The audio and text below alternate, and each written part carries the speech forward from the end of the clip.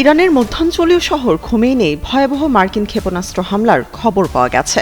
এই ঘটনায় হাফেজ খোমেইনি স্কুল সহ আশেপাশের বেশ কিছু বাড়িঘর ক্ষতিগ্রস্ত হয়েছে। দেশটির সংবাদ সংস্থা মেহের নিউজের তথ্যমতে এই হামলায় হাফেজ খোমেইনি স্কুল এবং সাধারণ মানুষের বাড়িঘর ব্যাপক আকারে ক্ষতিগ্রস্ত হয়েছে, তবে তাৎক্ষণিকভাবে কোনো হতাহতের খবর পাওয়া যায়নি।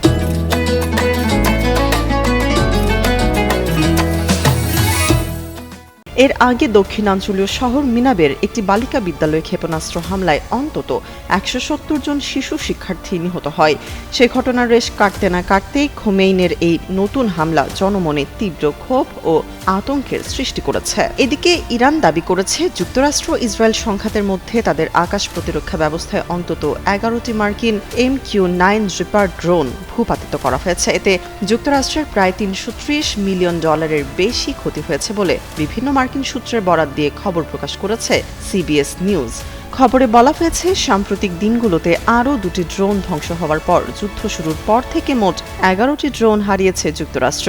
মার্কিন MQ-9 রিপার ড্রোন মূলত গোয়েন্দা নজরদারি, তথ্য সংগ্রহ এবং সীমিত নির্ভুল হামলার জন্য ব্যবহৃত হয়। তুলনামূলকভাবে কম গতির হওয়ায় এটি উচ্চমাত্রার আকাশ প্রতিরক্ষা ব্যবস্থার মুখে ঝুঁকিতে পড়ে।